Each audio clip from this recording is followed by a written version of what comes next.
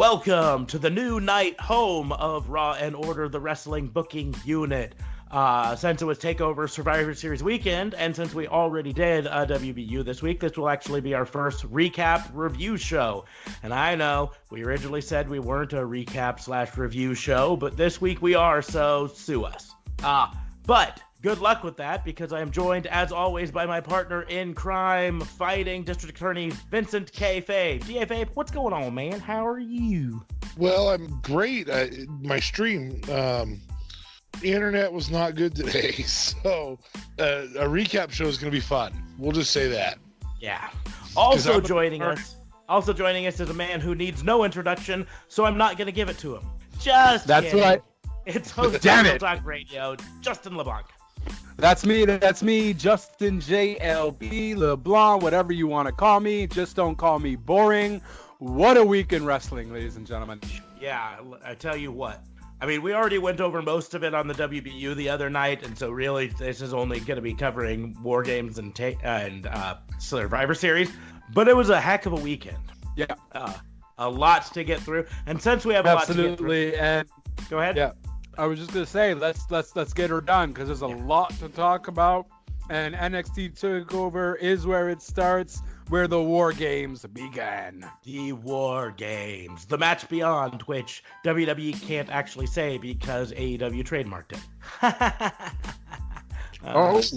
it. That's so much fun. You know, the whole thing with War Games, going back to when Dusty Rhodes created it, was the name of the match was War Games, and it was 4-on-4, and one at a time they would enter into the double ring, but you couldn't win until all 8 contestants were in. And that's when it entered a phase they called the Match Beyond. So the official name of the match was War Games: The Match Beyond. Well, when WWE started doing it, they never used the phrase the Match Beyond. So when AEW comes along, Dusty's son Cody is sitting there going, what trademarks can I do? Oh, they haven't trademarked the Match Beyond. I'll do that. Oh, they let the trademark lapse on Dusty Rhodes, so I'm going to trademark that. Oh, he just this last week got granted, I don't know, 7 or 8 trademarks that were all old Dusty Rhodes related stuff that WWE legitimately would have had at one point, and right, just let lapse because they're lazy. Thanks for the history lesson. Don't we have a show to do? We do. I just got sidetracked, and that's the problem with me. And so we will get on to War Games, not the Match Beyond.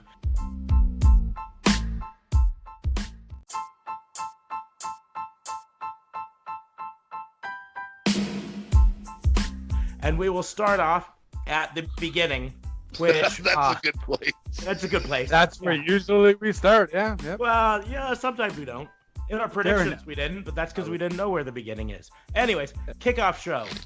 We had Isaiah Swerve Scott versus Angel Garza. Now, this was one we couldn't predict in advance because they didn't tell us about it in advance. Right. But it's a heck of a match. Isaiah Scott is phenomenal, although he was better when he went by his real name, Shane Strickland. I don't know if that's his real name, but that's his real name as far as I'm concerned. And Angel Garza, we've talked about before, is phenomenal. So started off with an absolute heck of a match. We couldn't predict it, but just in text messages, Justin and I went back and forth, and both of us predicted Isaiah Scott, and both of us were wrong. So it's interesting, though, that you guys both got mad at me for working. Yeah, stupid jobs. You couldn't take 10 seconds out to tweet Swerve or Scott or... That's what I did. Yeah. I'm like, Swerve. I mean, I could have predicted, Angel at random, because that's who I would have chose, but you won't believe that, because... Sure won't. Yeah, it's done now. It's done. Yeah, you done lost that.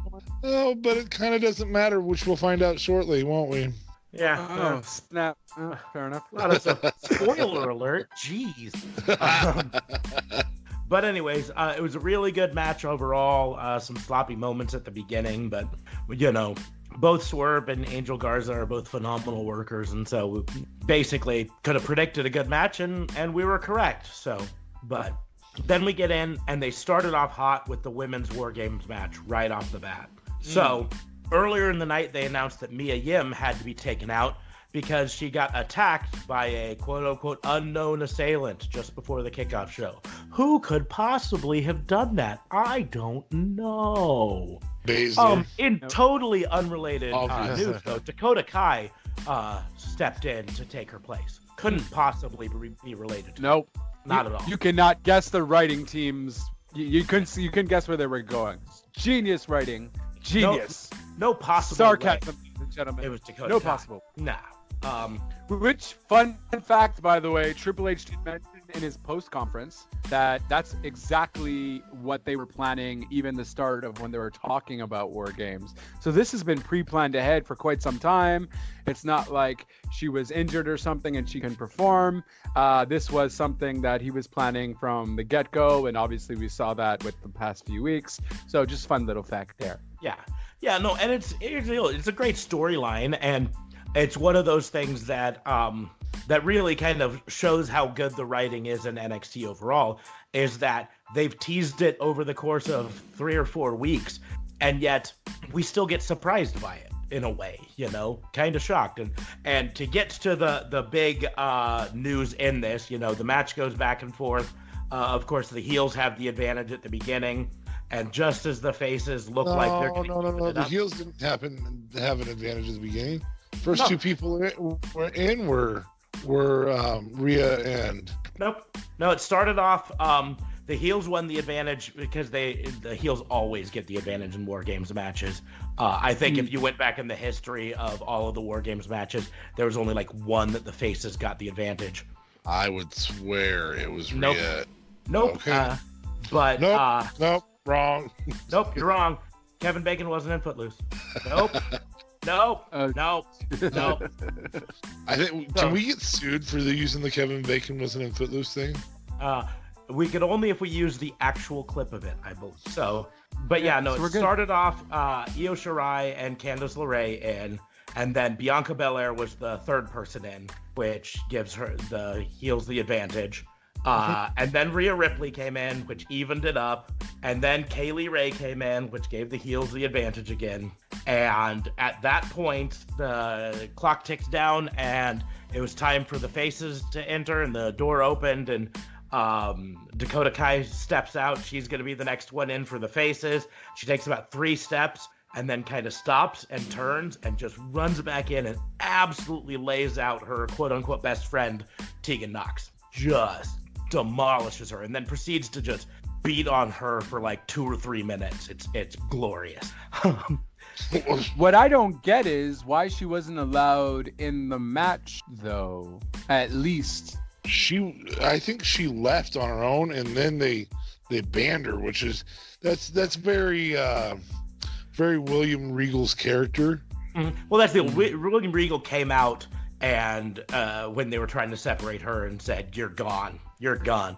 So I guess it's technically a disqualification, but they're playing a little fast and loose with the rules of War Games just in general, because the next part of the rules is the match doesn't begin until all 8 competitors are in the ring, but only 6 competitors ever got to the ring. So, well, yeah, but what are you gonna do with that regard?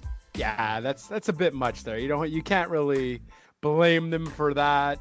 But I mean, still, the fact that Regal's saying no, you're out, kind of ridiculous. I don't know. I guess it doesn't necessarily matter. It was still a freaking awesome match. It was a phenomenal match. The heel turn was awesome. And here's the deal. I give him crap for playing fast and loose with the rules, but in reality, it was the only way to do it. Because if Dakota Kai turned in the ring, in the match, then they'd have a mess to deal with, and they couldn't set up the storyline that they were really setting up, which was the 2-on-4 handicap in there, and Rhea Ripley and Candice LeRae being able to somehow or another beat the odds and win. The odds, and that's the deal. If Dakota Kai and Tegan Nox got into the ring, even if they start beating each other up and all that stuff, then you've got this whole mess of these 2 other players that didn't need to be there for the storyline they were telling. So I give them a pass on it. I just like to give them crap for playing fast and loose rules. But so Anyways, in the end, Baszler went for the Coquina clutch or Kirifuna clutch or sleeper hold or $1 Million Dream, whatever you want to call it. And Ripley, when trying to remove her arm and everything, handcuffed herself to Shayna Baszler and then was able to pull the arms off and then use that to do her Riptide, which is a pump handle slam through some chairs and then for the win. And it was phenomenal. Great match. And then, of course, so that match was awesome, but also you had the 2 spot fest too. I forgot the 2 women who jumped on top of the cage from on top, but that was pretty badass. Was not expecting, I forgot her name. I believe Io Shirai was the main one who did the big jump, but I don't know. It was a phenomenal match. Io Shirai looked like a star. Candice LeRae really looked like a star out of it, which really makes me happy. I've been a fan of hers for a long time, and I've been really disappointed because over the last year, she really went through a long stretch where she was basically just Johnny Gargano's wife and not the phenomenal wrestler she should be showcased. Yeah. And it also made Rhea Ripley look like a legitimate star with a legitimate claim for a title match now, which is going to set up some great things. The nice thing is, out of that, the 2 of you both chose Ripley, so that gave you a 1-point win there.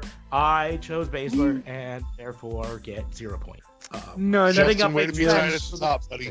Way to be tied at the top, buddy. Good job.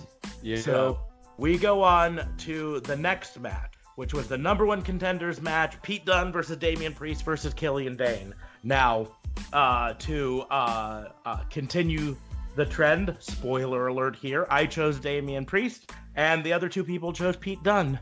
And guess what? It was Pete Dunne who won. And we done it again, ladies and gentlemen. We done it again. Guys up 2-0 on me. But no, it was a good match overall. I just kind of figured that they were going to continue the Dunne versus Dane feud, and apparently they're done with that. They're done with Pete and Dane. Ha ha ha. Done. Yeah. But it was a good match. I mean, they all looked pretty good out of it. I used to be a huge Punishment Martinez fan on the indies, and I've said it before, I'm just not down with the Damian Priest character. I wish they'd just let him be Punishment Martinez, but that's beside the point. So we move on to D.A. Fabe's favorite match of the night, Matt Riddle versus Finn Balor. There is a reason it's my favorite match of the night. It's because Matt Riddle got his ass kicked. Absolutely. Yeah. I don't hate him. I just wish that he wasn't on wrestling. Oh, Jesus. Now, what did you guys think about the whole jackhammer spear sitch? That's what I was actually going to get into. Balor Balor went for the sling blade, and then when he got up, he was hit by a spear by Matt Riddle, and then a jackhammer, and only got a 2 count out of it. So Goldberg can continue to say, I do a jackhammer better. Is this going to come to fruition? I feel like this is a work at this point. Well, I feel like it's a shoot that worked itself into it. That's it, because Triple H did mention at the post pay-per-view interview that he didn't know that Riddle was gonna do it. He's like, there's currently, obviously you might also just say that too, there's currently nothing for Goldberg and Riddle to do anything.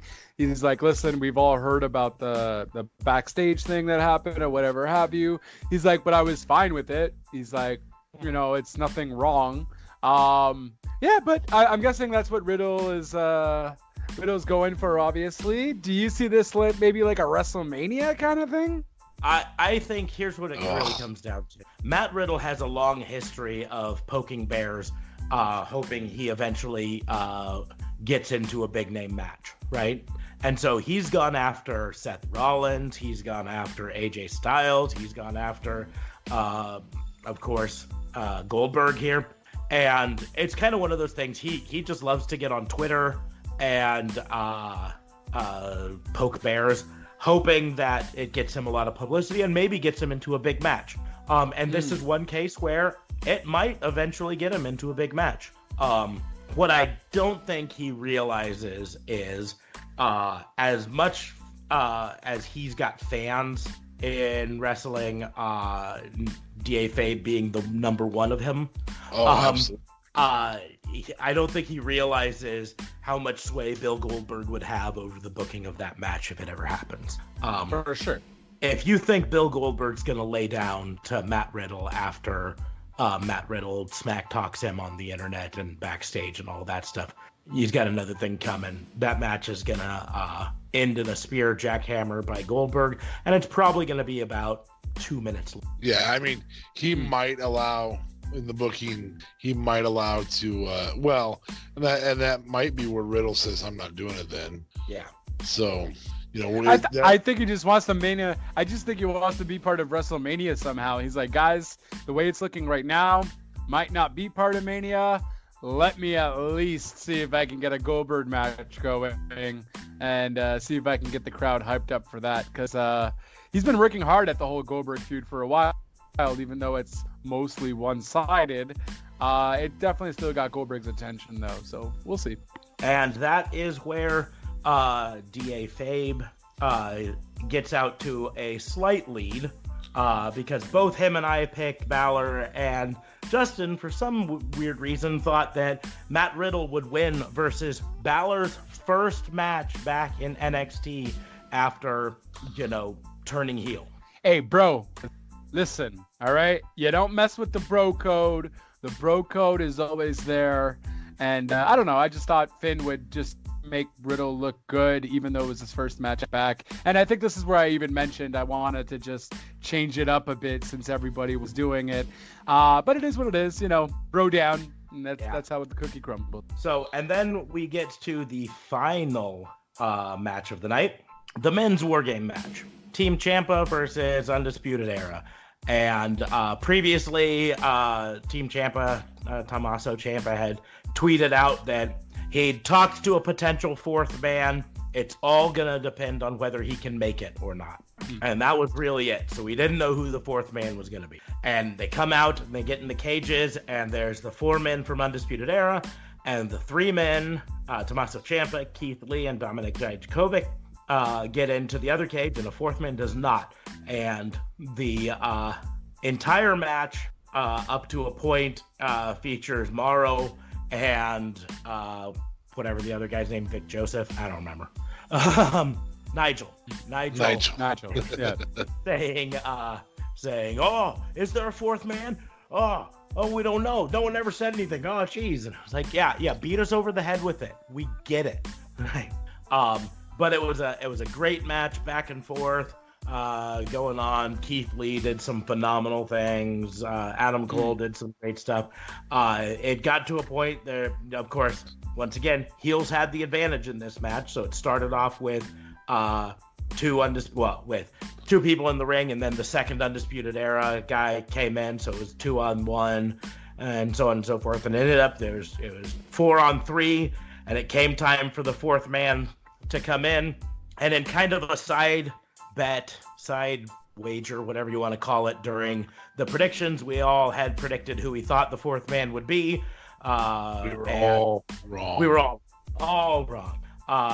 Justin and I predicted it'd be John Morrison, Johnny Nitro, Johnny Mundo, whatever you want to call him, making his rumored WWE re-debut. NXT. But it wasn't him, and DA Fabe thought it would be Seth Rollins for, I don't know, reasons. Well, I mean, it actually kind of similar, in terms of what I'm not trying to get my piece on this, but no, you're definitely wrong. Yeah, you were 100%. Well, yeah, I mean, it's not like you can change the word Seth to Kevin. But I do see where Officer Marks is saying. Essentially, you had a Team Raw guy who was going to be on Survivor Series the next day as part of an NXT match the day before. So Seth Rollins would have also made sense, which we'll allude to in Survivor Series. See what happens with Kevin Owens there. But Yeah, you can go on, good sir. Yep. But indeed, it was Kevin Owens making his re-debut down in NXT, coming in and helping Team Ciampa win. It ended with just a horrendous air raid crash from the top of the cage. Ciampa through Cole through 2 table. Awesome. Yeah. A+ match. Nothing I really could complain about.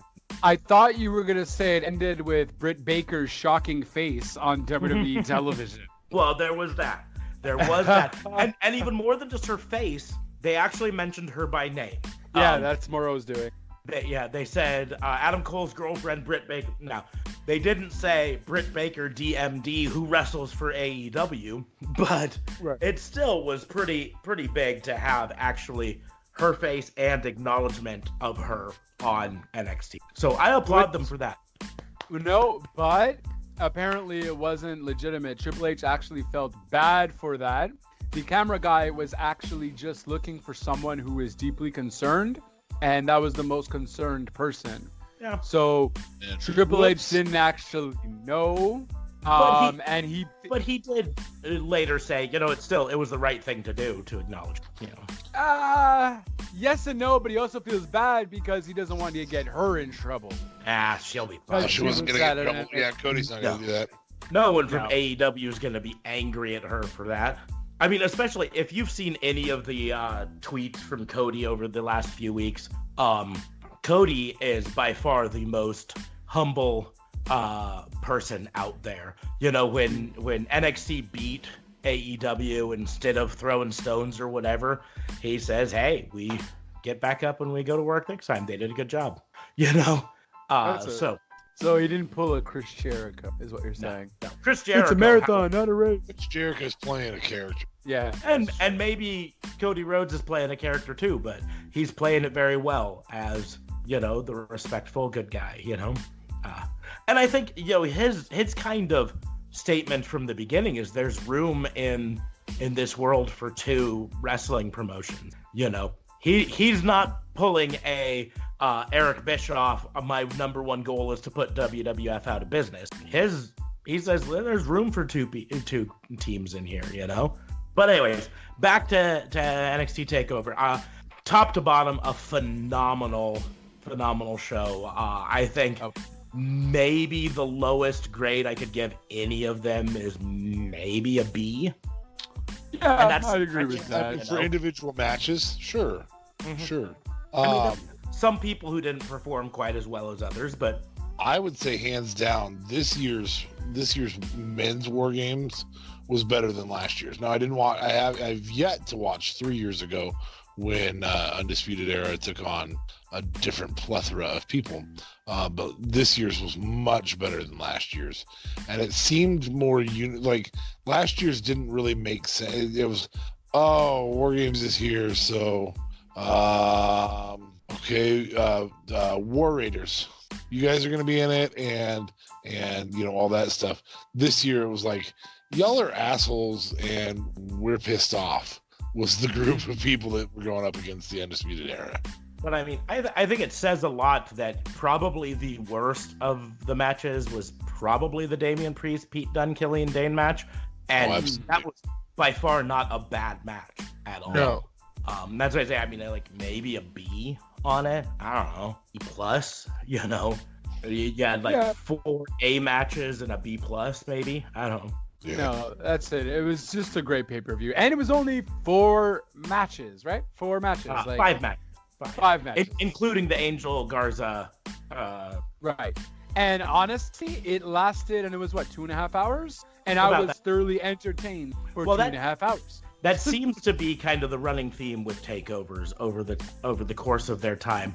They typically are shorter and more concise, and there's just no fluff. And maybe the main roster could learn from it, because I think they just try to pack their pay-per-views so full of stuff that sometimes it's just too much. And I think Survivor Series, in a way, had a little bit of too much in it. And we'll get to that here in, I don't know, now.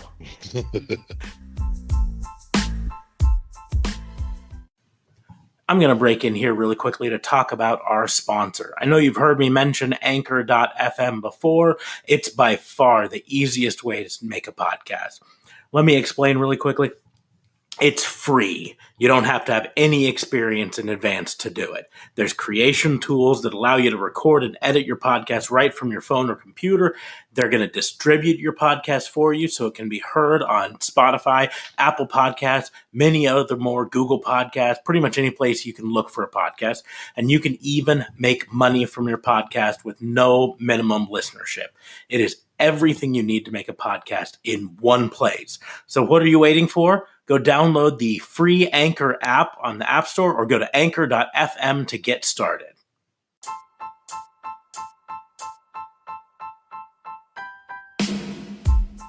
Because that was yesterday, so we'll get to tonight. Survivor Series. Now, of course, Survivor Series had a lot more matches, including 2 new matches for the pre-show that were not previously announced, so we could not predict them. I love how WWE loves to do this. They just do it so often now.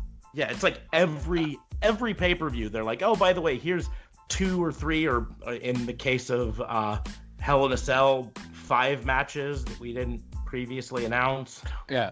Just seriously, how do you expect people to get excited over a pay-per-view if there are a bunch of matches that you don't previously? Like, I get it, things have to change and things are in flux, but when you put together, in the case of Survivor Series, cross-brand tag team battle royal with tag teams from all 3 promotions, all 3 brands on it, so 3 versus 3 versus 3 tag teams.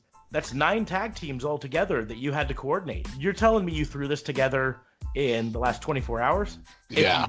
It's hard to believe. Like, I mean, they might have just said it like that, but that doesn't even make sense. No. Like, or you could have just made 2 extra matches out of that. That felt like it was way too many people in the freaking ring. As usually how they do their battle royales, it's just a lot of hoopla, and you don't really know kind of what's going on. I liked the ending of it where we saw oh no, I'm thinking of the other tag match. I want to say Ziggler though. Didn't we see Ziggler and Rude win or something? Oh. So the total contestants were, of course, Luke Gallows, Carl Anderson, the Street Profits, and Zack Ryder and Kurt Hawkins representing Raw, the Revival, Heavy Machinery, and Lucha House Party representing SmackDown, and Dolph Ziggler and Robert Roode representing SmackDown. So there are actually 4 SmackDown teams, 10 total teams. And then Breezango, Forgotten Sons, and Imperium representing NXT. And don't get me wrong, like, I'm always happy to see Imperium in our ring. They're what I wouldn't give to actually see Imperium versus, in a War Games match, Imperium versus Undisputed Era. Yeah, it would be great. But instead, they throw them in a pre-show battle royal. And, I've always kind of had a hard time with tag team battle royals because of the stupid, if one person gets eliminated, both of them get eliminated. Right. It just makes no sense to me, It's a battle royal. They would need a longer pre-show if they did it that way. Or, I don't know, teams? Don't put 3 teams or 3 matches on the pre. No, valid point. Anyways, so it went on. And control your schedule? I don't like this. Yeah, I mean, they're not exactly known for that. But Street Profits came in and hit a beautiful frog splash from Montez Ford. But before he could do a cover, Rude sent him over the top rope to give Rude and Ziggler the win for reasons. They won something out of it. I don't know. There was Corbin. There was a trophy by the side of the ring, but they never actually said that it was for the trophy.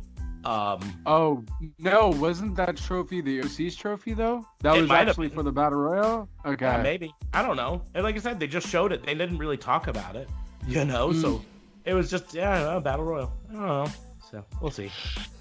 Moving on, we had the NXT Cruiserweight Championship match, which I do have to bring up. I still don't understand why they moved the Cruiserweight Championship to under NXT, but it's still a purple belt. More importantly, why was this a triple brand? It didn't technically count towards. I went back over the scores. It didn't count towards the scoring. Okay. Even though technically it is a triple brand because Akira Tozawa is technically a Raw superstar.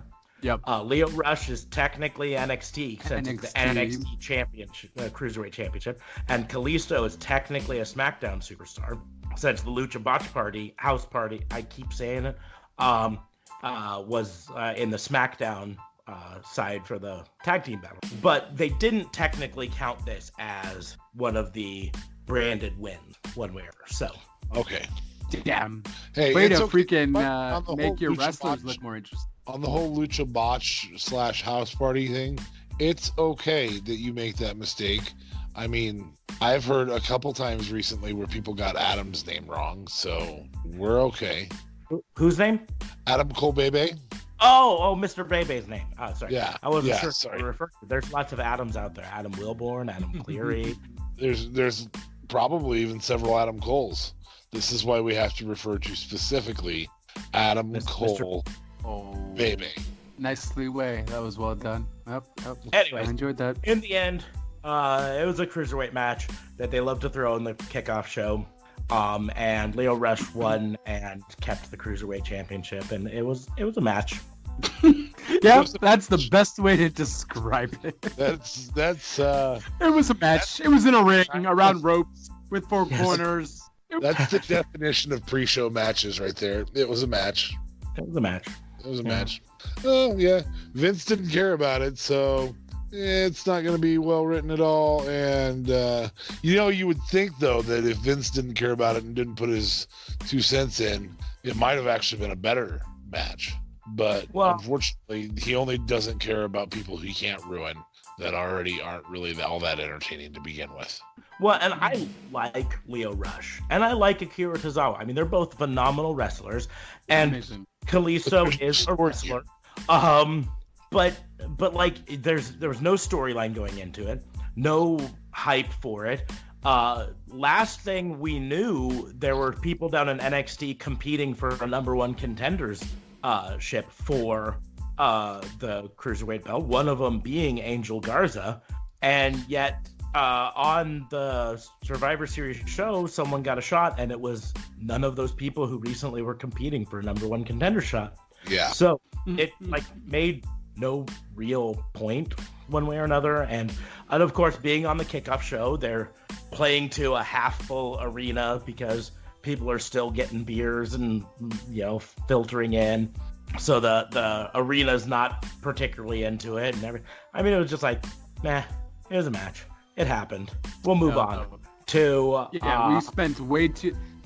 That was more coverage than that match deserved. That's what I'm saying. I think our coverage was longer than the match. Yeah. So we move on to the Viking Raiders versus the Undisputed Era versus the New Day. And then this was the first of the Tri-Band Champions matches of the night, of which we had 3 total. And it was, of course, like I said, Viking Raiders, Undisputed Era, and the New Day going at it. And that's just a recipe for some good match. So, yeah. Well, and a lot of entertainment. I mean, all 3 of those tag teams put on entertaining shows, not necessarily great matches. I mean, none of them are really known for their flip-de-doos or anything like that, but you definitely get storytelling out of all 3 of those teams.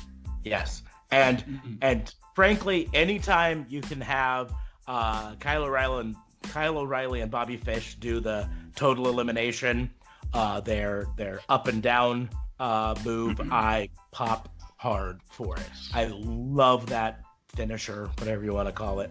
But it was not performed on Eric or Ivar. No, it was not. Because they're enormous. Yeah. Well, and they tried to at one point, and Ivar, I think it was Ivar. Ivar's the bigger one. Whichever one is which.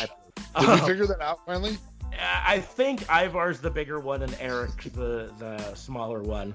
Perfect. But it's so tough because they're they're Hansen and Rowe. They were always Hansen and Rowe. In the Independence, they were Hansen and Rowe. I think on SmackDown, you're right. I think they referred to the smaller one as Eric. So yeah. I'm gonna go with it. Yeah. But they went to do the total elimination on Ivar in the ring, and he cartwheeled out of it. That big guy cartwheeling is always fun to see. So, yeah. And in the end, the Viking Raiders defeated it, which was defeated the Undisputed Era to win, and it was a fun match. I enjoyed it. It was entertaining. It's weird. Every time I see the Viking Raiders on a match, I'm always kind of like, I don't know. And then as I'm actually watching the match, I'm like, oh yeah, these guys have some pretty good moves. But I don't know why. Just their name always turns me off when I hear them on a marquee, if you will. Hey, and then watching the match, I'm kind of like, all right, you know what? That was pretty good. Well, these guys look a lot like the War Machine. Yeah, they really look a lot like the War Machine or the War Raiders. You remember them? Yeah. I mean, you guys are such cheeseballs.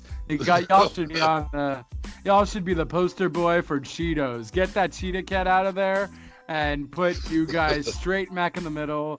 Officer Smarks and Officer Kayfabe.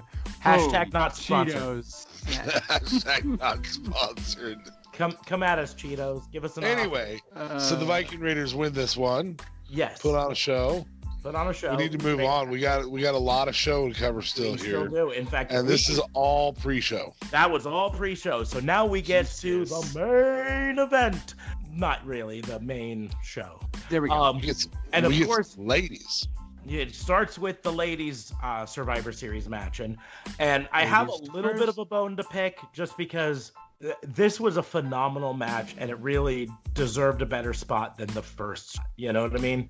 And don't get me wrong, a lot of that double main events, and the first one and the last one being the supposed main events. And I get it and everything, but to me, the fact that the women's War Games match was the night before the first match of the night after the kickoff show, and then the women's Survivor Series is the first match of the night, it just seems a little repetitive and I don't know, boring. It seems a little sexist, like Vince maybe doesn't think women are as good as men, even though they put on a better match the night before. It's actually the opposite, though, right? It's the gentleman thing for him to do. What do men usually do when they open the door? First. They allow the lady. Thank you. Ladies first. Yeah. And then they say things like, I hate to see, I don't want you to leave, but I love to see you go, or whatever. Anyway. I've always hated it when guys have said that and everything. But let's get back to the traditional Survivor Series. I was making fun of Vince McMahon. That's what I said. Okay. So we found out last night on the post-show for TakeOver, the 5 members of the NXT women's team. Of course, we previously knew the Raw team was going to be Charlotte, Sarah Logan, Natalya, and then the Kabuki Warriors, Kairi Sane and Asuka. And we had always known the team from SmackDown, led by Sasha Banks. You had Lacey Evans, Carmella, Dana Brooke for some reason, I don't know, and Nikki Cross. But we didn't know the NXT team, and she revealed them last night.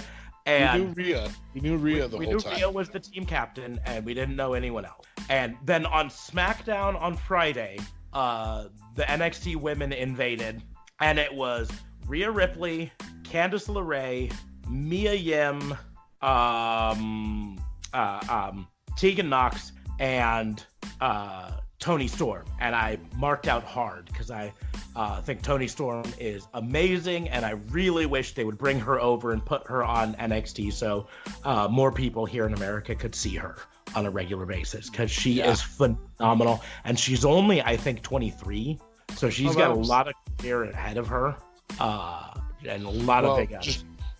Short note, she's been in the Final Four of the last 2 Mae Young Classics, and probably the most Vince-esque to look upon in the Final Four. In fact, maybe Vince will actually have paid attention tonight, and she may be main roster tomorrow. Well, we can hope. We can hope. But due to the events last night of Mia Yim getting taken out pre-show. Saturday night. Mia Yim getting taken out in the pre-show by a still unknown assailant. We still don't know that it was Dakota Kai, but it was Dakota Kai. Tegan. And then Tegan Knox getting taken out later by Dakota Kai. Those two were, of course, unavailable. And so when Rhea Ripley made her announcement, she said, I went to war tonight, and the only person that I trust on my side at war is Candice LeRae. So she's definitely in. And then she said that Io Shirai and Bianca Belair had won her respect at that. So they were in. And then Toni Storm. But it kind of, to me, it twists a little at the continuity that literally when she made that announcement, it was like half an hour, an hour after Io Shirai and Bianca Belair were trying to almost kill her in the ring. And now she's like, now they're going to be on the team with us. Yay. Yeah, but I mean, she already got their respect, though, right? In that sense, like, yeah, you tried to kill me, but you put up a good match, you got the best of me, kind of thing. As a fellow wrestler, you get my respect. What else do you want them to do? What else do you want her to say? Well, and again, remember, there was an opportunity at the end of this, and we have yet to list that, but at the end, to return to that storyline, and I think we'll talk a little bit about that. So let's talk about the match first, and then just remind me at the end. Yeah, the big thing is Rhea Ripley can have respect for them because they were in a match and they went to war and all of this stuff. But there's like Io Shirai's whole character is I don't respect anyone else. That's kind of her whole character. So why she would suddenly be all team NXT for this? Like, you can make that argument. Bianca Belair wasn't really a bad guy. She was just on the bad guy team. She's really more of a tweener. But anyways, it still is a phenomenal team together. And for sure. Like you said before, I love seeing Candice LeRae get another spotlight and be able to show what she can do. And I'm super happy that Toni Storm got to come out and show what she can do, although she didn't get to do as much as I really hoped she would. But so it started off, and they had the big old schmaz and all that stuff, and it took a long time before we got our first elimination. And once we got our first elimination, then it kind of went fast and furious for a while. And I'm not gonna go one by another elimination here and that, all of that stuff, because there's just too much. People can look that up online. But at one point, both Io Shirai and Candice LeRae are shaken up on the outside after being choked by Asuka and all sorts of stuff. And the referees and trainers come down and they escort Io Shirai and Candice LeRae to the back. Now, keeping in mind, the storyline in NXT is that Candice LeRae and Io Shirai hate each other, that they used to be best friends, and Io turned on Candice, and now they're enemies. But they get escorted to the back, and they're effectively out of the match. And then it goes on, and people are eliminated, and all of this stuff, and it gets down to the final two, and the final two was Sasha Banks and Rhea Ripley. And at this point, I will point out here that we kind of went pretty heavy on SmackDown. All of us did. Winning this, because we really thought that this was the time that you put someone from SmackDown over, but specifically Sasha Banks over. And so I thought, we're gonna have it. And then Io Shirai and Candice LeRae come running down from the locker room, and Sasha Banks has Rhea Ripley in the bank statement, and LeRae and Shirai pull her out of the ring, breaking that hold, and then Candice LeRae distracts the referee while Io Shirai hits a missile dropkick on Sasha Banks, and then Rhea Ripley finishes her off with the Riptide, the pump handle slam, and gets the win. And that's where I have a little bit of a because, like, yeah, I get it, they're functioning on the same team and everything, but these are people who the storyline we've been telling is that they hate each other right now, and then they're working together to help Ripley win. Yeah, it looked a bit too friendly. You're right. Yeah. It looked way too friendly. It looked like they were all good now, that they were actually best friends. Yeah, You and know? even more than that, then it goes to the and this is what I think DFA was referring to. It goes to the ramp, and all of Team NXT comes out and stands on the ramp and celebrate that that they got the win and all of this stuff. And I'm like, this is where they could have made a payoff, and they could have had Belair and Shirai, or even just Shirai, turn on them, turn on Candice LeRae, and beat them up on the ramp. On the ramp. And leave, you know, and then That it goes really back. could have turned it all into a well, now that we did our duty for Trips because we all respect Trips, or we did our duty for NXT because we love our, you know, Trips. Company pride or whatever. Yeah, it's Trips. Right. But because company pride. And now that that's all over with, we don't care if you attack Candice. Bye. You know, with the exception The parlay is over. Yeah. So, you know, we call the temporary truce for this night and for over the last several weeks to do a couple attacks. On our own show, we'll attack each other. We'll have a truce when it's time to. It's a lot like so. They were just Smarks has so a couple happy. brothers. It was so weird. Smarks, I mean, your brothers punch you and you get punched, right? But the neighbor kid punches you and your brothers go punch the neighbor kid, and try to make sure you're okay. And the next day, only I your can brothers punch you again. Exactly, and that's the thing is, Io Shirai and Bianca Belair could really have had a only I get to beat up Rhea Ripley sort of a thing. But anyways, now they did have some intertwining storylines in there. Excuse me, including Asuka turning on her team, which I didn't really go over. Nobody is ready for Green Mist. No one. Now it started off when Kairi Sane got eliminated. Right. And then Asuka wanted to go in, and Flair went in, you know, and all of this stuff, and they fought each other for a bit, and then Asuka left for a second, and then came back in and green misted Flair, and this is probably one of my only problems in the match, really, is because then there was literally like a 3-minute long segment of Charlotte kind of wandering around. I don't know if it was 3 minutes, but it was way longer than it should have been. Wandering around like, I've been misted in the eyes. Oh, jeez. Oh, what's going to happen? I'm like, why is nobody hitting her? Right. As the legal woman. Yeah, she's the legal woman and could be eliminated. Why is nobody... And then eventually, probably the biggest threat in the match too. So you can eliminate the biggest threat, the legal woman, all at one time, and people just kind of ignore her. I guess I didn't even think about that as I'm watching it.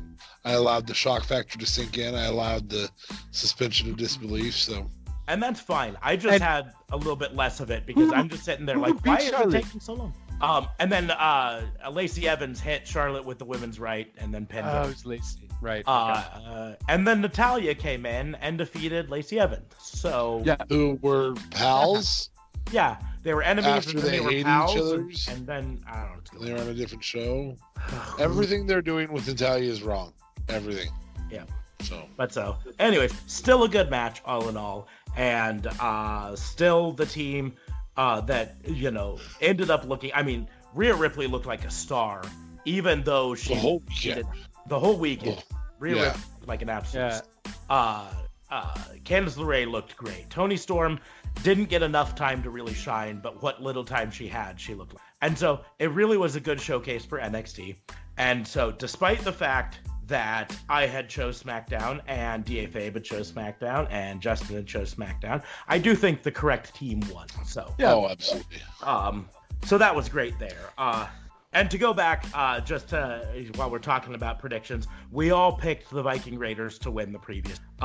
So we all got a point for that one, and then no point for. So then we move on to the next of the champion versus champion match: AJ Styles versus Roderick Strong versus Shinsuke Nakamura, which arguably might be the best match of the night. I really liked it. Hands down.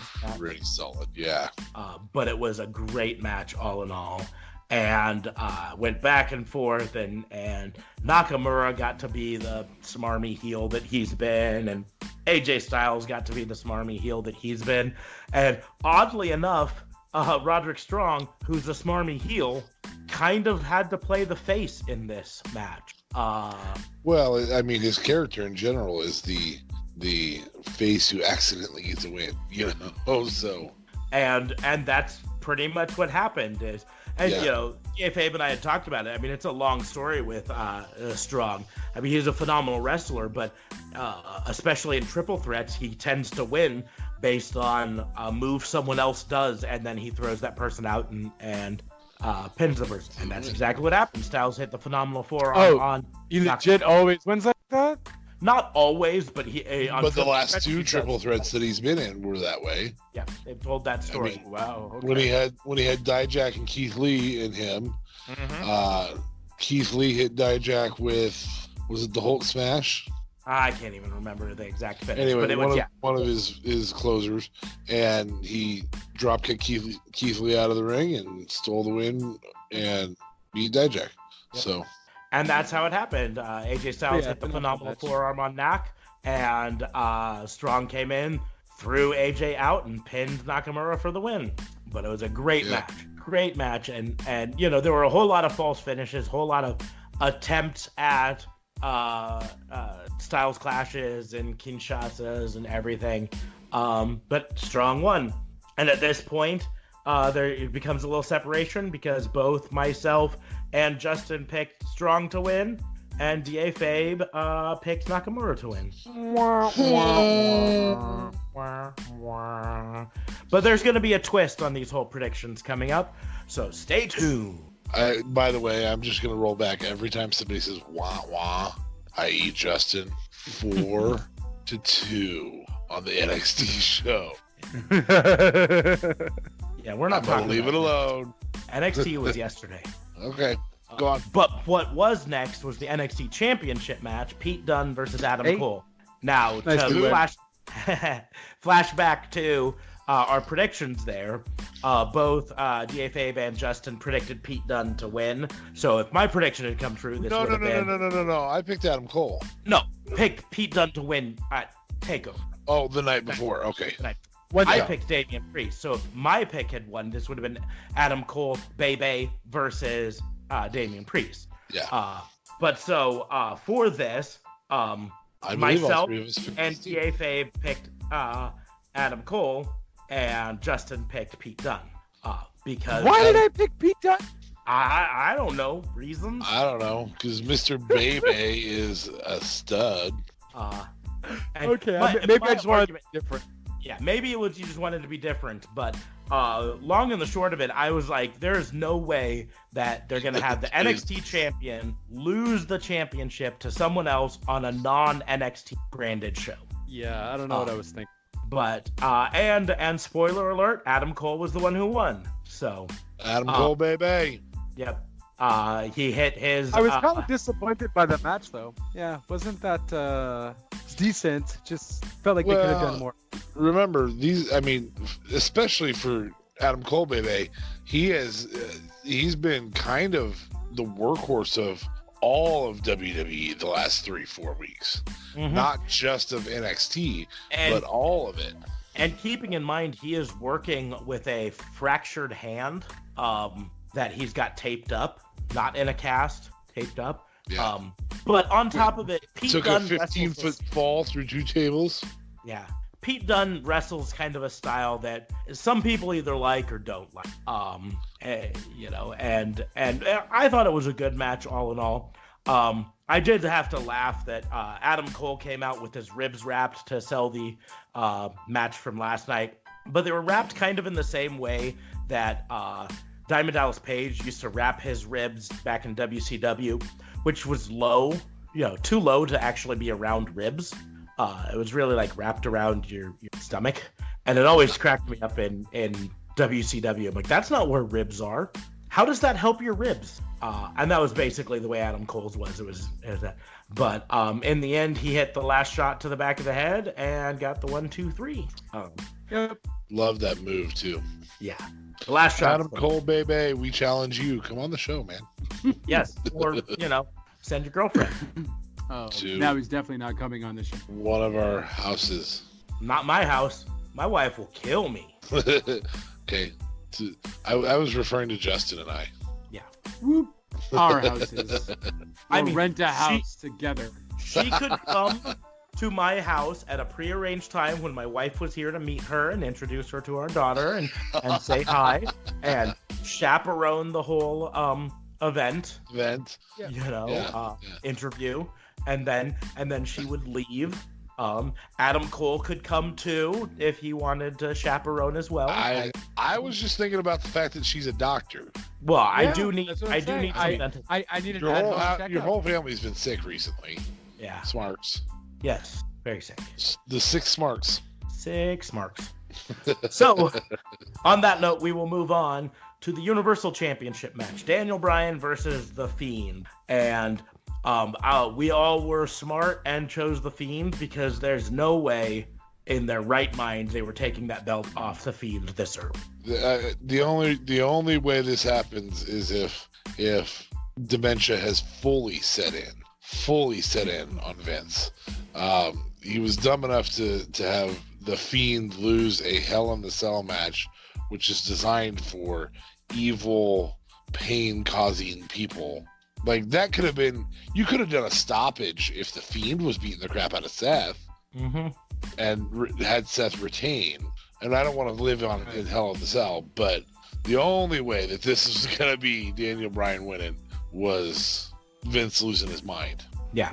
And they kind of sold Daniel Bryan maybe winning because The Fiend had Daniel Bryan in the Mandible Claw, and Daniel Bryan worked his way to the ring ropes and turned it into a triangle choke off the over the ropes, right? And then was wrenching the hand. And commentary said, "Oh, he's wrenching the hand that he uses for that Mandible Claw, so maybe he won't be able to apply the Mandible Claw fully." And at that point, I even looked at my wife and said, "Oh God, they're gonna have this whole he can't apply the Mandible Claw and somehow or another all this." And no, he applied the Mandible Claw, no problem later, and got the pin. It was... The other thing is it continues both storylines. So it continues Fiend dominance, and it continues Daniel Bryan's quest for self-understanding or whatever that they're kind of doing here. So the smart move was done by all three of us here, and by WWE. That was the way to go. Yes. It really truly was the way they should have done it. In fact, I think it grows Daniel Bryan's self-awareness or self-growth or self-discovery storyline. I really think it helps get that a lot better than it was the last time they tried that with Daniel Bryan. Exactly. So that keeps us going to the Team Raw versus Team NXT versus Team SmackDown.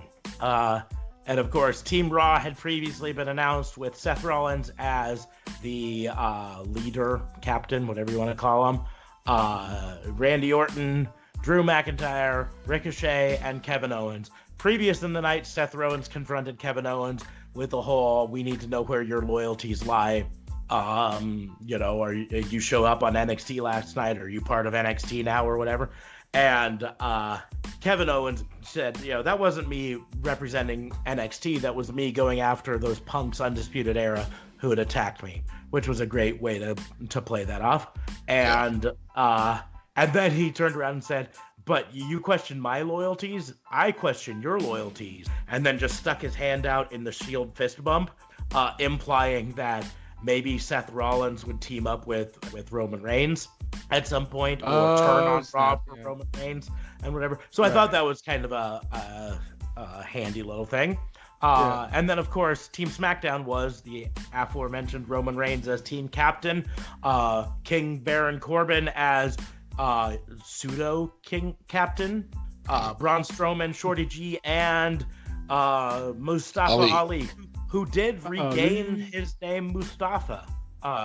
He is now Mustafa Ali officially again. Good Lord, that's just such a strong name. Mustafa. Yep. Mustafa. Ooh. Say it again. Did they mention it? Jesus Christ. Did they mention it in a weird way, though? Like, did they mention why it's back, or they just said, it's Mustafa Ali? Yeah, no, they And just that's it. they just started calling him Mustafa Let him have Ali. it back. Why did Now- they even get rid of it to begin with? Reasons. Yeah, because I'll accept that answer. how Okay, move on. many syllables does a person need?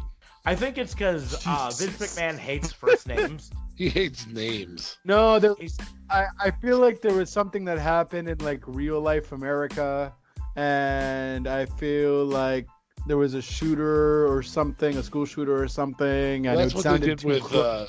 Was it Cedric Alexander they did that with, or who they do that with? Oh, I'm trying to remember who it was, but yeah, it was something like that. And No, so no, that's it was Apollo Crews, Yeah. because there was a shooting at an Apollo. And anyways, No, the other guy's last name was Cruz. was Crews. Yeah, so they just called him Apollo for a while. Anyways, I'm just waiting for the inevitable tag team of Shorty G and Ali. That would be Ollie G. And Yes. I am so proud of our cheesiness tonight. That is amazing. Yeah, I'm telling. OG. I'm calling Cheetos up right now, guys. That's it. Y'all win. do it. Y'all the sponsors Do for it. Cheetos, whether they like it or Do not. it.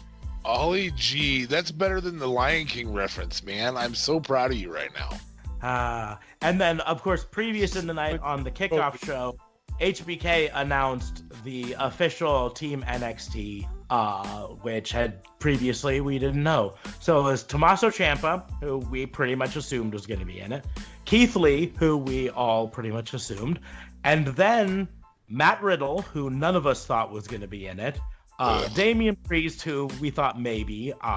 I totally thought Dominic Dijakovic was going to be in it. I think they've got So Big did I. Man, and the fact that he wasn't in it.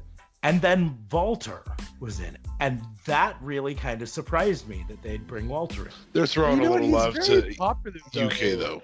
That and he's very quite popular. Like, and he's a good wrestler first and foremost. If Vince will like him, he's a freaking giant. So Mhm. He I delivers think some it of the did most to- painful-looking chops I've ever seen. for sure. Woo! He said some I- of. He didn't say the most. I gotta be honest, as much as I like Flair, I never thought his chops looked particularly They're devastating. just a loud slappy noise. Yes. Loud slappies. But like Walter, I feel like if he chopped me, I'd have to get surgery to repair my broken sternum. They just look massive. And once again, not going to go through elimination by elimination because you can look that up if you are interested in the specifics of it. But in the end, we were kind of predicting that for this, or at least two of us were predicting that potentially there could have been a Kevin Owens turn because they were teasing it, and there was not. No. Kevin Owens got eliminated. Yep. He Just like that. he went to the outside and Wait. hit a stunner on someone, and then rolled back in and was pinned by Ciampa and gone. And didn't turn at all. I mean, Nope. whatsoever. Didn't even Just left. tease it. Anyways, but it went back and forth. At one point, there was a moment where it was Walter and Drew McIntyre and Braun Strowman in the ring, and that was a scary-looking ring. The ring didn't break. Nope, it did not. Oh. Too early in the Yeah. night to rig that up. Come on.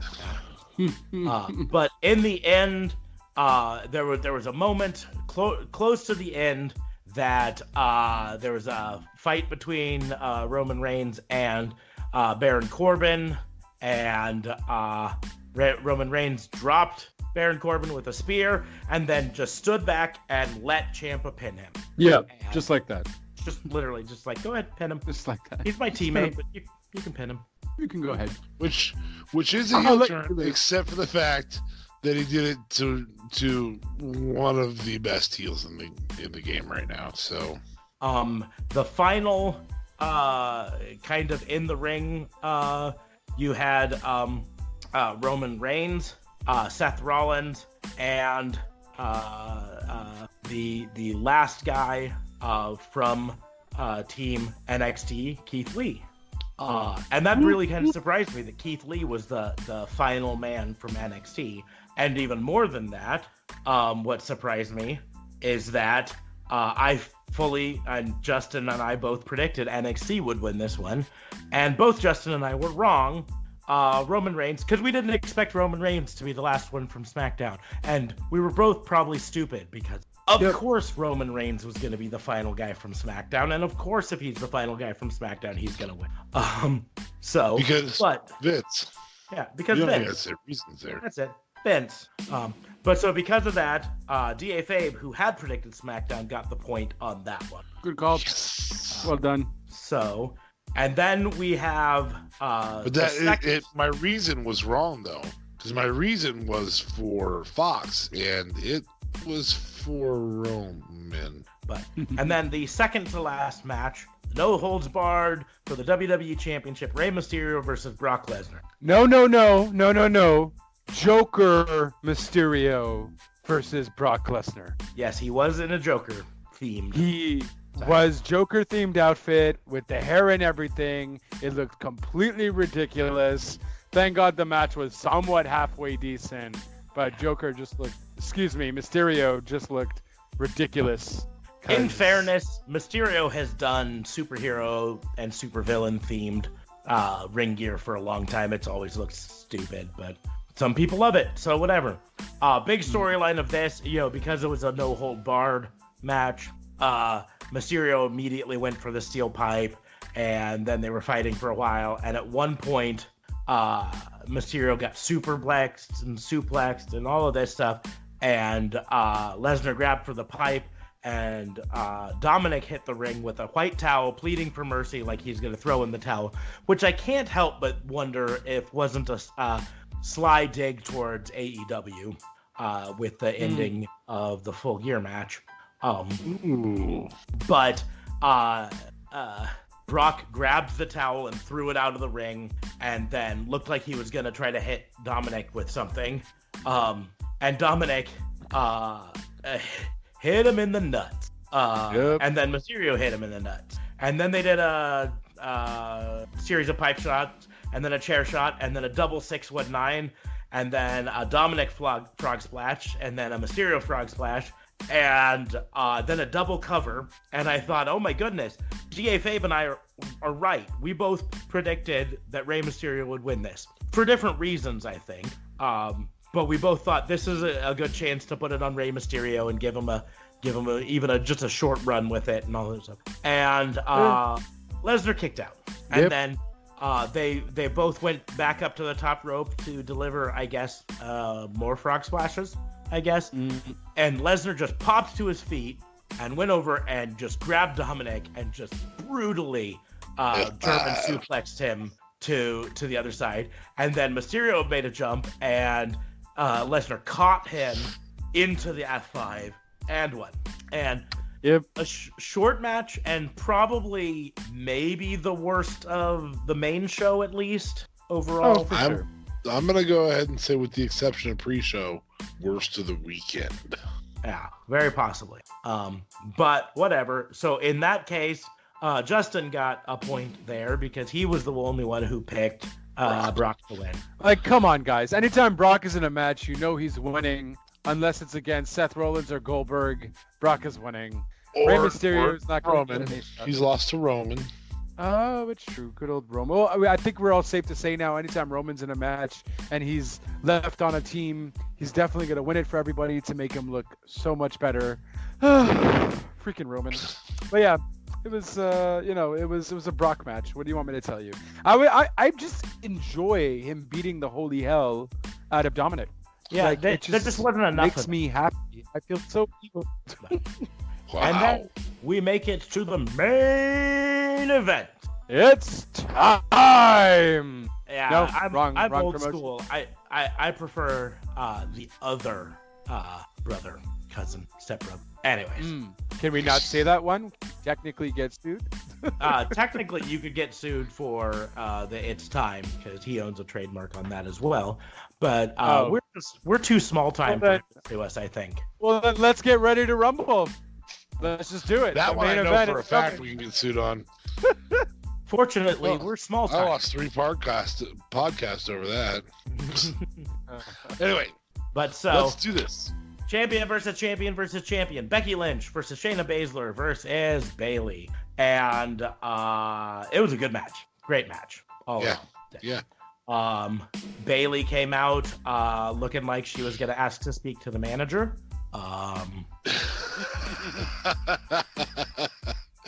That's wonderful with the old people haircut that Becky made fun of her with. Yeah. And but a great match all in all.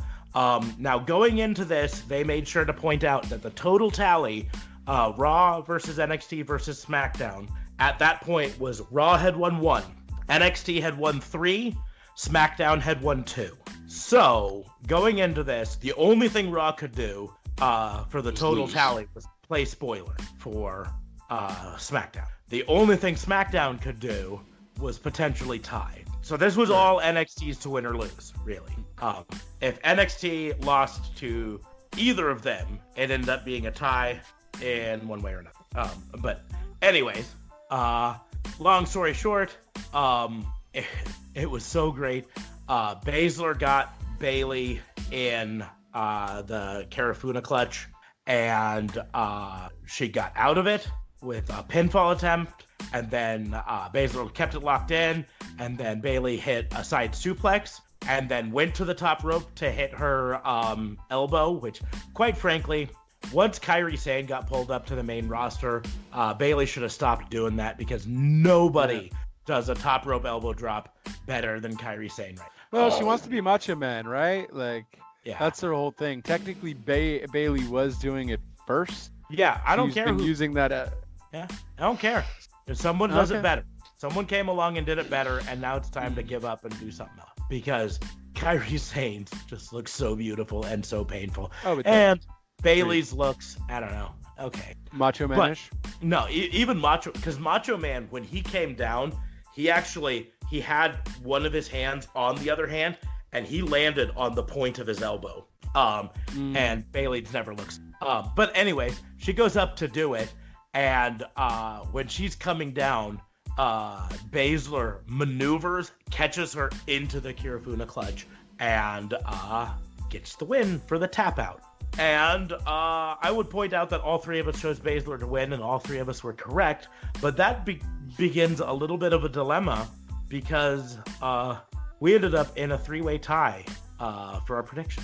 Oh, We Yeah. also all predicted Bayley to take the loss. Yeah, and that's the deal. It's like, That's and exactly what happened. we even made a joke on the prediction show that we hadn't thought of a tiebreak, and we just hoped that there wouldn't be a reason for us to do a tiebreak. Well, I mean, we could always roll back to the previous night. Nope, can't do that. That's a different show. Nope. Yeah, different show altogether. Can't do that. Can't do that. Nope. That's Nope, not so fair. I guess Throwing out options. Just throwing out options. they're stupid options. Yeah. I don't think anyone likes that idea. No. I could give it to you guys because you guys did predict an NXT overall win, but then there's still a two-way tie, Yeah, there's still a two-way tie. and I So- predicted a SmackDown overall win. So Yeah. And that was the deal. In the end, both Justin and I predicted NXT. Of course, this was before those other two matches had been announced for the pre-show. so but all we scored was the ones that were ours. But so we predicted NXT with 3 and Raw and SmackDown each with 1. And DA Fade predicted SmackDown with 3 and NXT and Raw with 1. And in the end, NXT had 4, SmackDown had 2, Raw had 1. So And of the ones we had the chance to predict, what was it? of the ones we Yes. had a chance to predict, let's see.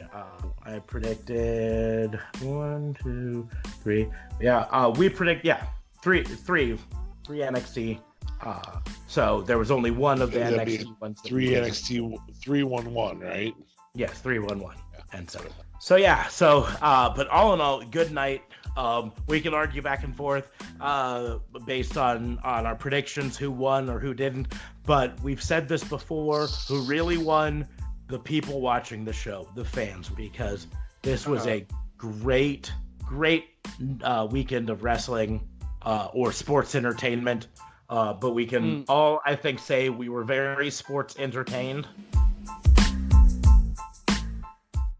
And I'm gonna go into Raw tomorrow night, at least a little excited to see some Fallout. Although, in fairness, Are you though? There's going to be no more NXT now. It's done. well, that's the deal. This The plane trip was the whole reason any of this happened. So it's a blessing in disguise with this mechanical issue. I think they were always planning there to be NXT in it, but I do not know. They very well could have changed some stuff in the final because of that plane stoppage. In terms of a wrestling crime, we could do one crime tonight. At the end of the day, this is the best pay-per-view I've seen in a while to set up future. When you have a crossover pay-per-view where everything's about the crossover, you really don't expect to see a whole lot of future set up.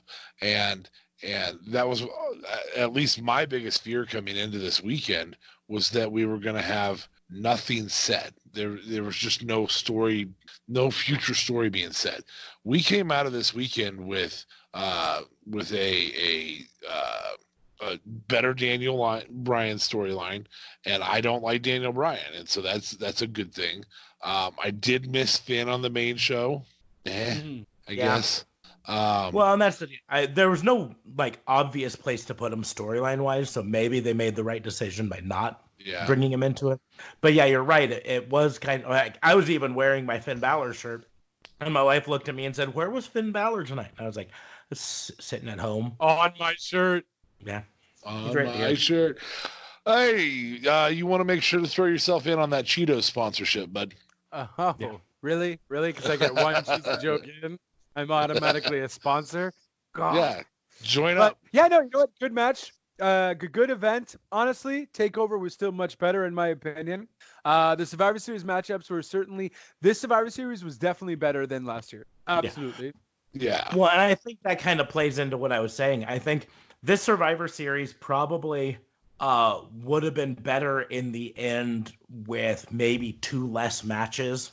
Not necessarily making any of the other matches longer, just making the show about 2 matches shorter. And they could have pre-show. Yeah. But by the end of the night, the one problem with the Baszler, Becky and Bayley match, that's a lot of B's. Was by this point the crowd was out of it. They were like, whatever. They had put on enough show from the beginning of the pre-show. If you're there from the beginning of the actual pre-show, that's six hours of wrestling. I'm tired after 3 hours of Raw there live. So I could only imagine why they would be so dead. Well, that's my point is, if this match had taken place on the kickoff instead of a pointless tag team elimination battle royal or whatever, and don't get me wrong, not trying to take anything away from the cruiserweights, but we mentioned before that cruiserweight match had no reason to happen other than we need to put a cruiserweight match on the pre-show, because it says here that we put a cruiserweight title match on the pre-show. Right here in the notes from Vince, cruiserweight title match goes on pre-show. Let's take those 2 matches off, and then you can roll even the Adam Cole Bebe match against Pete Dunne. Maybe the pre-show, because they're not WWE and this is SmackDown, and you can even have a vignette where Triple H is pissed off because that should be a main main card show, and a match and everything like that. That works. I mean, all of that works. And like I said, again, we're still telling better storyline. We have considerable contenders for every major title. We advance storylines where we don't have a contender for a title. Really, the worst 2 storylines we have right now that we know, what are we doing with Seth and Roman? And, I mean, these are your marquee guys, and we have no direction with them whatsoever. Yeah. Well, and that's the deal. I mean, that's the problem with Vince, And frankly, another match that, for all that matters, could have been on the pre-show, and I know they're never going to put it on the pre-show because it is the WWE champion, but Brock versus Ray. First of all, it was 4 minutes long. Yeah. Tops. It didn't really advance any new storyline, really. It was just a beatdown of Rey Mysterio and Dominic, and that's about it. I mean, In reality, it just didn't need to be on the show. They could have put it off until TLC, and it would have made more sense to have a no holds match between them at TLC. But that's, I think, like I said, I think that part of what plays into NXT always feels like a better pay-per-view in the end on these big four takeover and whatever pay-per-view days, weekends. Partially because I think it's way more concise and focused. They've usually only got 4 or 5 storylines, and they're all developed storylines, and they do those, and then they set up new storylines. Whereas the main roster ones so often feel like, oh, we've got to fill 6 hours, so let's throw together 4 more matches that really don't matter. Yeah, and as much as we wanted to reunify the pay-per-views, I'm really okay with not. I mean, let's do some brand-specific pay-per-views again, so we can get more concise, better developed storylines. A little something to chew on every now and then, you know. Yeah. I was always a big fan of.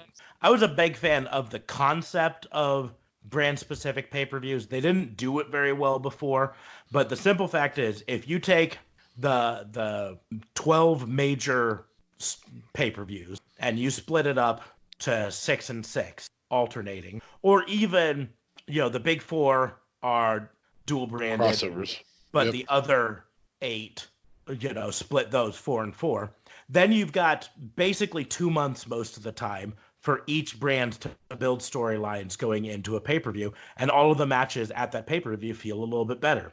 The only downside, you don't have to just be chasing a title for a reason to be wanting to fight. Yeah. Right. The only downside is when you get to Backlash or whatever, if Backlash is a SmackDown branded pay-per-view, you do run the risk of all the Seth Rollins fans being like, well, I'm not even going to turn into Backlash because, you know, my guy's not on it. But I think that's a minor problem. I think it's an even smaller problem with the network as a whole, because once you're paying for something, you're paying for. I'm already paying $9, so might as well, you know. Yeah. And also, fun little fact now, too, what's most likely going to happen with NXT takeovers now is they're not going to be on Saturdays anymore, but they're actually going to be on an off weekend where there's not a WWE pay-per-view, and they will essentially now go to Sundays. Triple H did mention something happening along those lines where he does want to kind of, if it's about time, turn it into a real pay-per-view. Turn it to a real pay-per-view, and they don't want to compete with MMA anymore. They don't want to compete with MMA or boxing and so on Saturdays. They rather stick to what they know is best, Sunday for pay-per-views. And he did mention that it's a lot of wrestling. You know, he mentioned that there was about 16 hours this week or like 10 hours this week, and it was just too much. I will throw another reason that they are wanting to switch away from Saturdays into the mix. And it's not the one that they're ever going to mention, but AEW does their pay-per-views on Saturdays, and WWE, if they move NXT to Sundays, they're not supporting this idea that Saturdays are pay-per-view day anymore.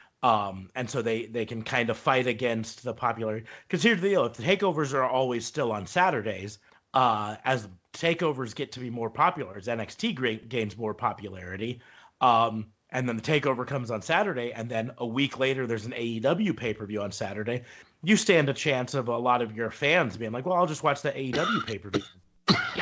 So now you're helping to remove that habit of Saturday wrestling from people by moving your takeovers to a Sunday. Makes sense business-wise. I get it.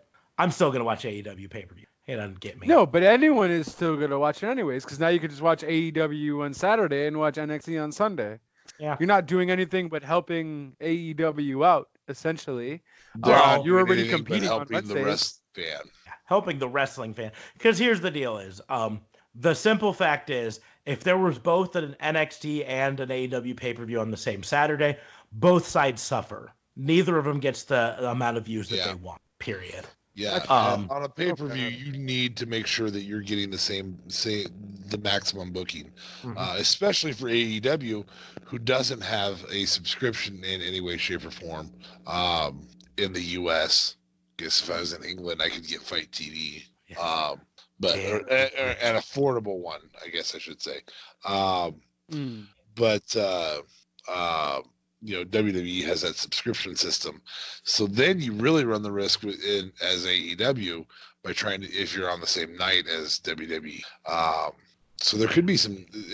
I mean, it might actually have been a strategy that would be beneficial to WWE, but I don't know. I think people, I spent most of my teens and 20s not caring about whether or not I had to watch the pay-per-view because I was going to catch up anyways. I was going to look it up on the internet. I was going to, watch Raw on Monday and find out what actually happened. I wasn't going to be left in the dark with it. You and your internet to get the results. When I was a kid, you couldn't get the results from the internet. You had to call the hotline. I was one part of one of those hotlines. Call the hotline, Mean Gene, 1-900-909-9900. Get your parents' permission before dialing. Yes, sir. Oh, guys, by the way, fun little fact before we finish this whole thing. It's pretty much done. But we did see that meme come to life as Bayley actually wore the WWE Championship while having her logo, A, E, and then the W was the belt. And voila. So they are not afraid to use it that way. It has nothing to do with it saying AEW, unless they still don't realize it, or they just don't care. Or they saw that people were onto their conspiracy theory and they decided we got to prove them wrong by having her do it.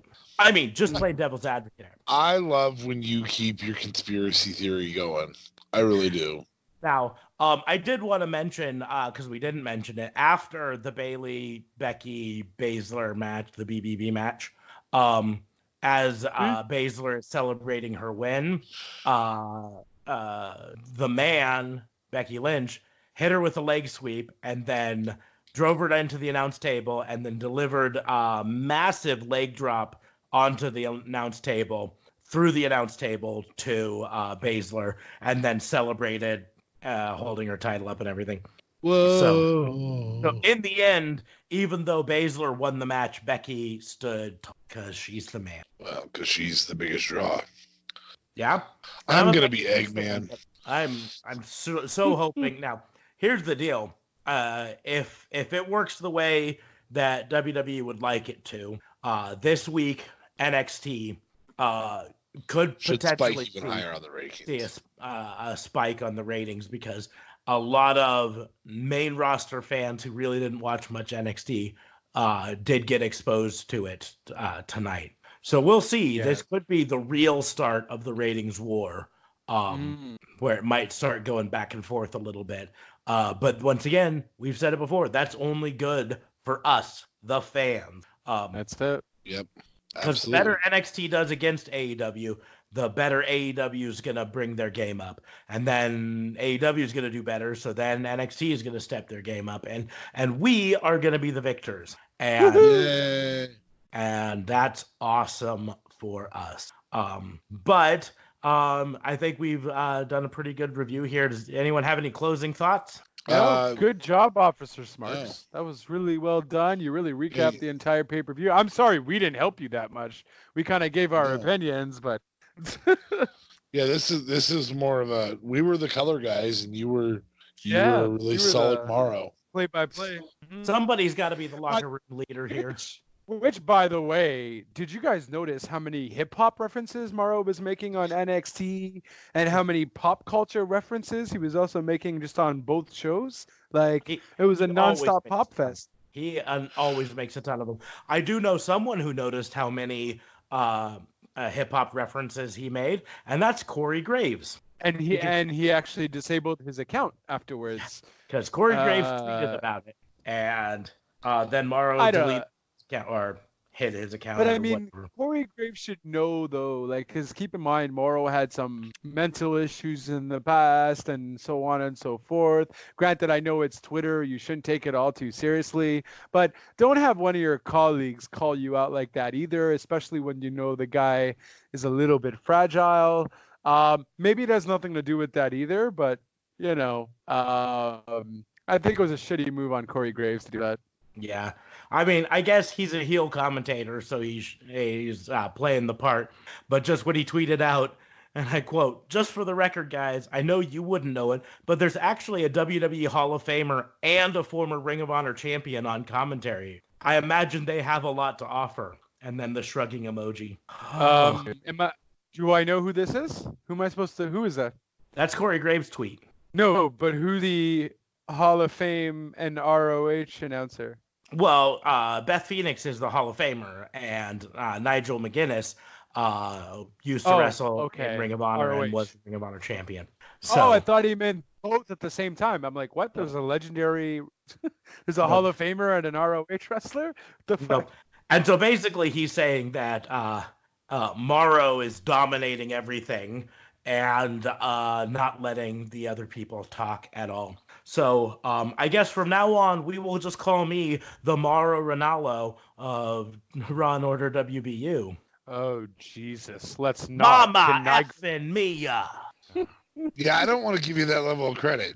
Yeah, no. You know what? That's the problem. We gave him too much credit. It went over his head. It didn't take him that long. Now he should be called the Mariah Carey of WBU. I gotta be honest, guys. My headset fits a little tight right now. So. Oh, Jesus. So on that note. And hello, Cheetos. Hello, Cheetos. Hit us up, Cheetos, man. Come on, send us some bags. We love it.